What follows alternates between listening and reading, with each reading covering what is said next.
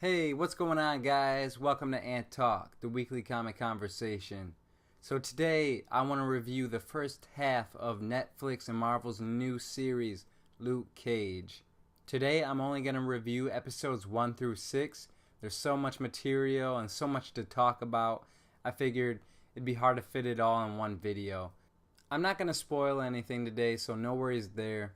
I'll save that for my part 2 video when I review the second half of the season, and I'll dedicate some time to go in more depth and more detail in this show.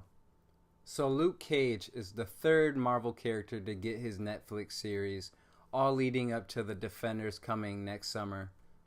So far we've had Daredevil and Jessica Jones, which I thought were both fantastic. Daredevil I thought was great, and then Jessica Jones came along and really brought a different tone, different feel, and is really a great show even when you take away Jessica Jones' superpowers. And I thought what they were able to do with that show was just incredible. Then Daredevil season 2 came along and introduced the Punisher, and I thought that was just amazing. And we have other great characters that have been coming out of the Netflix series, and it's all leading up to the Defenders. Now it's Luke Cage's turn, and wow, I really love this show. These Marvel Netflix shows, they really got it down. They've nailed Luke Cage, and I just think everything they've done with this show is pretty great. And I just love everything I've seen from this show so far. The first 6 episodes are incredible. The acting is incredible. The music is amazing. And the way this show feels and the culture it brings to not just the Netflix shows, but the Marvel Universe in general, involving the movies and all that, I feel like this show was very necessary and very needed, and it's finally about time we got to see Luke Cage on screen in a live action role. I mean, he was introduced in Jessica Jones, we got to see him there, but seeing him in his own show in Harlem with this feel, it's just really good. It's just really, really good. I really dug the performances in this show. I thought everybody did a really incredible job. I think Mike Colter is a perfect Luke Cage. He really captures the essence. Not only does he have the look, but he really portrays this man who's bulletproof on the outside, but somebody who's a lot more vulnerable in trying to run and all that on the inside. And he really captures the essence of that very well, I thought. Simone Missick plays Misty, and over the course of the show, I've really come to like her in that role. Alfre Woodard is in this. She plays Mariah Dillard, and she's a veteran actress, and she really shines in this. This show also has Theo Rossi, who plays Shades. You might know him as Juice from Sons of Anarchy. Rosario Dawson is also in this show, but she doesn't come in till in the second half of the season, so there's not much to say about her yet. The guy who plays Pops in this show, Frankie Faison, he does an incredible job, I thought. Just amazing performances in this show throughout. There's not anybody who really did a bad job by any means. Cottonmouth may be my favorite character to watch in this show. Every time he's on screen, he just steals the scene. He has such charisma, such style. He's ruthless. Everything a good bad guy should be, a good villain. And I just really enjoy it.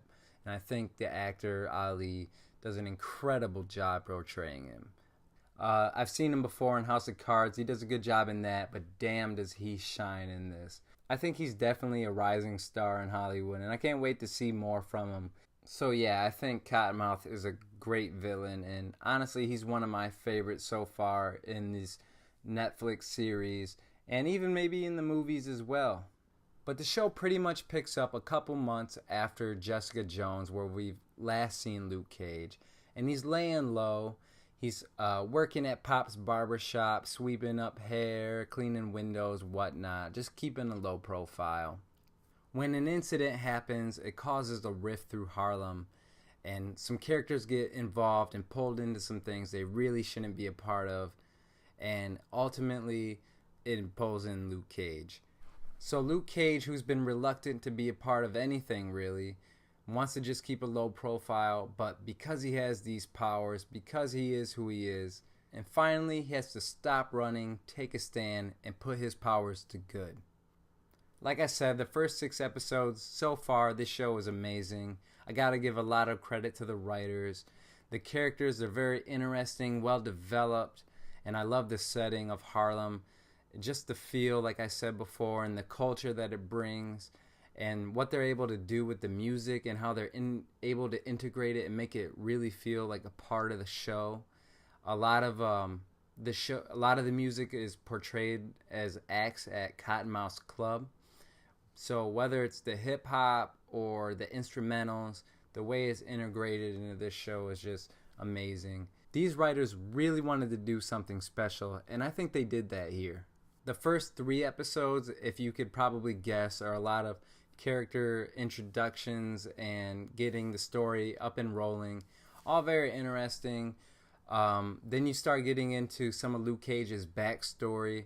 It's pretty on point with the comics, actually. It's pretty accurate. There are some differences, but the general idea is there for sure. There's definitely Easter eggs I won't reveal here. There's definitely some references and things to other shows and even the movies. This Marvel universe, it just keeps getting bigger and bigger, and I love it. I'm blown away by all the Marvel Netflix shows so far. Luke Cage is no exception. I'm even more excited to see the Iron Fist series and even see how they integrate Luke Cage and Iron Fist as partners, and of course the Defenders coming out next summer. I cannot wait for that. I also really enjoy all the fights and the action scenes. Like I said, I've been waiting a long time to see Luke Cage portrayed on screen in a live action role, and I've always been curious to see how they're going to do his powers, and ever since Jessica Jones, I've been really impressed, and I just love what I see every time. And I just love seeing how everybody reacts when they find out just what Luke Cage is capable of. And especially when they think that they're the tough and they're the bad ones, and they're going to take him down, and they prove to be nothing more than a nuisance to him, if anything. I really can't wait to see Luke Cage's bulletproof skin and brute strength partnered up with Iron Fist's kung fu skills and magic and all that. It's going to be incredible. I really love what Marvel's doing. I can't stress that enough, obviously.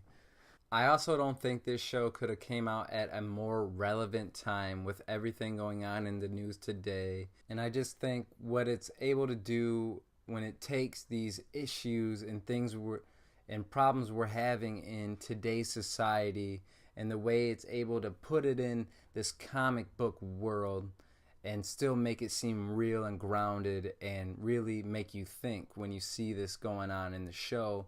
You know, it makes you think about real life too. And I just think it's really well done. If you haven't been watching Luke Cage, I highly suggest you get on that.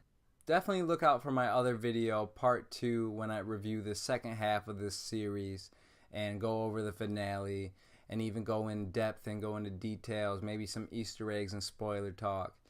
One thing I definitely want to say about this show is, more so even than other shows and movies based on comic books and stuff like that, this show really makes me want to be a superhero more than anything I've watched that I can remember. I don't know if it's the way Mike Colter portrays Luke Cage or what, but something about this show, when I watch it, makes me want to get out of bed and do something about what's going on in the world around me.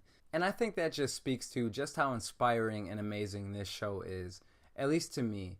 I hope you think so too. Are you caught up on Luke Cage? What do you think? Let me know in the comments below. And watch out for my next video, part 2, when I review the rest of this series and go into spoilers. This is Ant Talk. That's been my review of the first 6 episodes of Luke Cage. Thanks for watching. Don't forget to like and subscribe. See you next time.